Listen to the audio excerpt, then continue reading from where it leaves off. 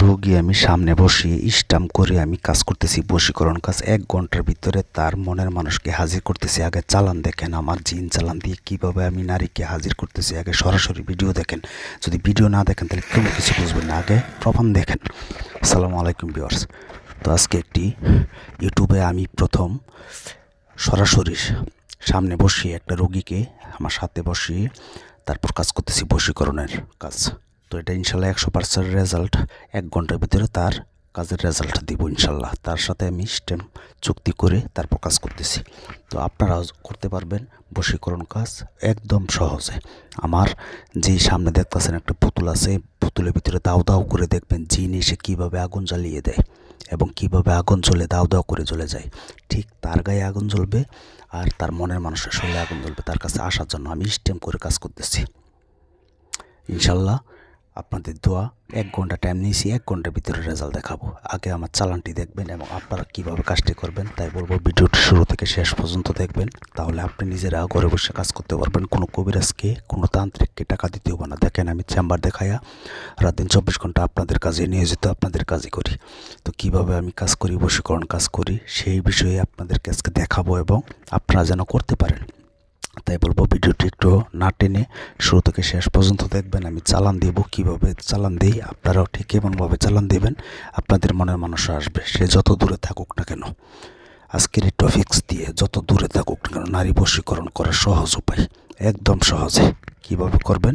তো চলেন মূল টপিক্সে চলে যাই। তবে একটা কথা না বললে নয়, আজও পর্যন্ত ইউটিউব জগতে কেউ বলতে পারবে না আমাকে দিয়ে কাজ করে কাজ হয় নাই। তো সেটা আপনারা প্রমাণ নিজ চোখে আগে দেখেন, তারপর কাজ করবেন। তাই বলবো ভিডিও টেনে দেখবেন না। তো আপনারা কি করবেন, আমি কিন্তু ভিডিওর লাস্টে ছোট্ট একটি নকশা দিব এবং আমি ছোট্ট একটি দোয়া পাঠ করব। দোয়াটি আপনারা মন দিয়ে শুনবেন।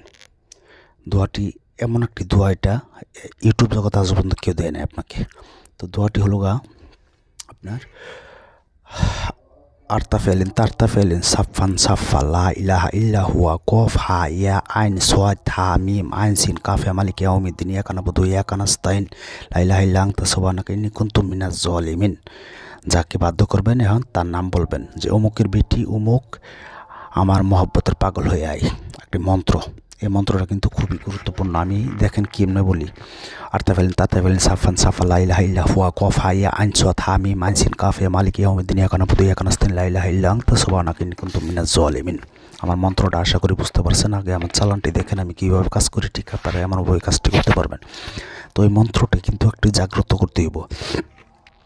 বশীকরণ কাজ অনেকে বলে হয় না, কেন হয় না, এর সঠিক তথ্য নিয়ম আপনাদেরকে বলে না। এই দেখেন আমি চালান দিচ্ছি, চালানটাও দেখেন এবং আপনারা কীভাবে করবেন। এই মন্ত্রটি শনিবার অথবা মঙ্গলবারে নিরামিষ খায় আগে মন্ত্রটা মুখস্থ করবেন। মুখস্থ করার পরে আপনারা বাজার থেকে একদমে লবণ কিনবেন অথবা গোলমরিচ কিনবেন, 2টা থেকে যে কোনো একটা। আগে এই মন্ত্রটা আমি যেমনভাবে এক নিঃশ্বাসে পাঠ করছি ঠিক এমনভাবে এক নিঃশ্বাসে পাঠ করতে হবে। দেখেন কীভাবে আগুন জ্বলে। দেখেন জিন চালান এখানে আমি কি কথা যেটা বলছি ঠিক আছে কিনা, কত কাজে মিল আছে দেখেন। তো আপনারা বাজার থেকে লবণ একদমই কিনবেন 1 কেজি। আর যদি মানে গোলমরিচ কিনেন, গোলমরিচ 250 গ্রাম কিনবেন। তারপরে এই মন্ত্রটা 108 বার একবার পাঠ করবেন, একটা করে ফু দিবেন এই মন্ত্র লবণের মধ্যে অথবা গোলমরিচের মধ্যে। তারপর আপনারা কি করবেন, ওই শনিবার আর মঙ্গলবারে এই কাজটি করতে হবে। গোপন একটি বেদ আছে, আমার সাথে যোগাযোগ করার জন্য 017786000988 এটা আমার ইমো নাম্বার।